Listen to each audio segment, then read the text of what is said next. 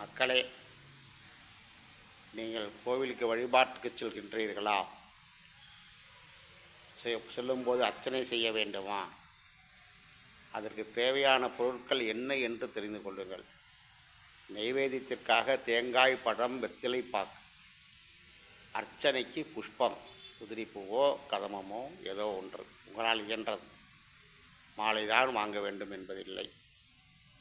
மேலும் அங்கே செலுத்தக்கூடிய கட்டணம் அர்ச்சகருக்கு தட்சணை, அவ்வளவுதான் தேவை. சூடமோ பத்தியோ மற்ற பொருட்களோ வாங்க வேண்டிய தேவை இல்லை. அர்ச்சனை என்ற பெயரிலே ஏமாற்றும் வியாபாரிகள் மிகவும் அதிகம். கவனம் வேண்டும் மக்களே. உங்களுடைய பொருள், உங்கள் சம்பாத்தியம், உங்கள் பணம் நீங்கள் பாதுகாத்து கொள்ள வேண்டும். கோவிலிலே செய்யக்கூடிய வழிபாடுகளுக்கு இதுதான் வேண்டும் என்று இறைவன் கேட்பதும் இல்லை. இறைவனுக்கு இதுதான் கொடுக்க வேண்டும் என்று எந்த கட்டாயமும் இல்லை. ஆனால் அர்ச்சனைக்கு என்ன தேவை என்பது நாம் தெரிந்து கொண்டால் அதனை மட்டும் நாம் தயாரித்து எடுத்துக்கொண்டு வீடு செல்லலாம். கோவிலிலே வேண்டும், தீபத்திற்கு எண்ணெய் வேண்டும் என்று கேட்டால் வாங்கி கொடுக்கலாம். அனாவசியமாக செலவு செய்யாமல் சிக்கனமாக நமது தெய்வத்தை நாம் வழிபாடு செய்வது மிகவும் அவசியமாகிறது. தெரிந்து கொள்ளுங்கள் மக்களே. மீண்டும் சொல்லக்கூடியது, ஒரு கோவிலில் எந்த சாமியானாலும் எந்த கோவிலாக இருந்தாலும் அர்ச்சனைக்கு தேவை புஷ்பம், நெய்வேத்தியத்திற்கு தேங்காய், பழம், வெற்றிலை பாக்கு. இது நார்மலாக நாம் கொண்டு செல்ல வேண்டிய விஷயம். அது அன்றி வேறு எந்த பொருளும் தேவைப்படாது.